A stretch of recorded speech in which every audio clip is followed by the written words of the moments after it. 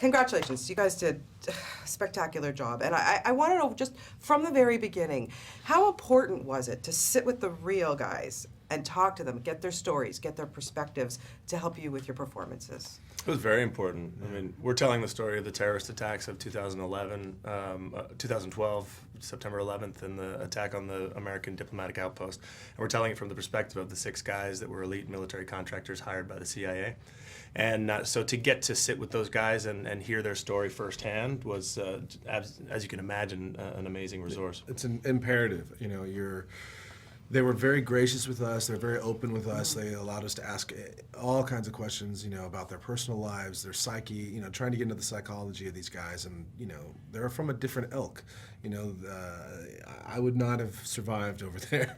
So it was invaluable as an actor to, you know, really be able to have that resource. And then, you know, once you get on set, though, it's a Michael Bay movie. I mean, but it's a different Michael Bay movie, and I respect that. And Good. But you're there. You're in the trenches. You're doing this stuff. Like, yeah, it's not real, but it's, oh my God, it's so intense. Tell me a little bit about the shoot and what you guys went through. Well, shooting with Michael could be very hectic, as you alluded to. He keeps a very frantic pace. He shoots faster than any director working right now, which is amazing because you get so much footage. And I also feel like the energy that he has on set comes off on screen. You feel that. It's very kinetic.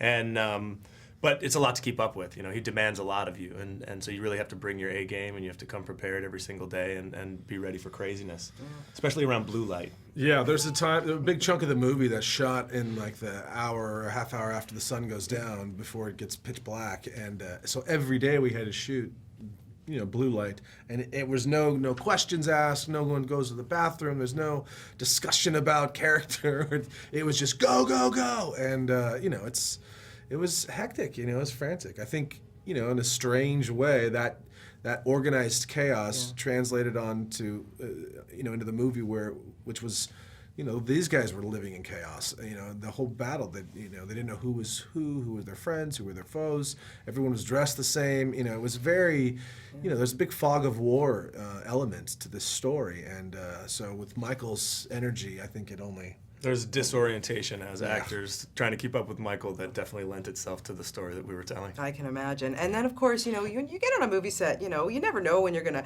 have chemistry with your actors or whatever it is, but I would think that on something like this, there was a very special bond made between you guys. Without a doubt.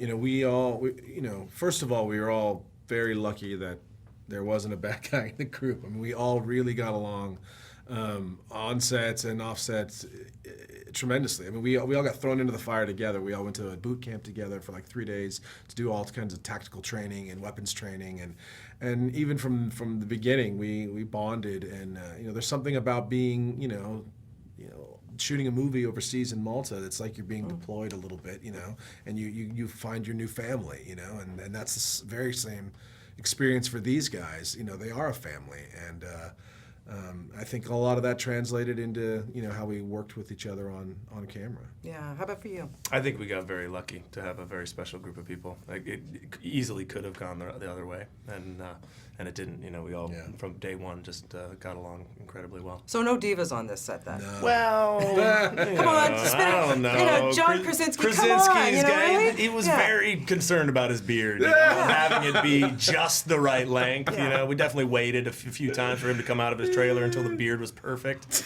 But he was called Sweetbeard. That was one of his call signs, that's right? true. Sweetbeard was one of the. We had a lot of nicknames for each other. We held our own call signs. Yeah, and I'm sure you know, with the working out too, like you probably were comparing chests and all that kind of stuff. There was a lot of that, yeah, like standing around in the mirror looking at pecs. Yeah, definitely. Like what are you hoping that audiences will get from this? Okay, especially from being a Canadian. Tell me your perspective on that. I'm not sure that being Canadian informs it that much. I've lived in the States for a long time. But for me, what I would hope that people would take from this movie is that there are no winners in war. You know, by the end of this movie, it's obvious that the cost of war on the individual and on the families on both sides is horrendous. And I don't think anybody goes home feeling good about themselves. And David? I mean, I agree with that sentiment. It's, there's no winners in this movie at all. It's, it's pretty it's pretty horrific what goes on that night. Well, thanks for doing it, you guys. You did an amazing job, and it's so intense and such an amazing story. I hope people really take from it.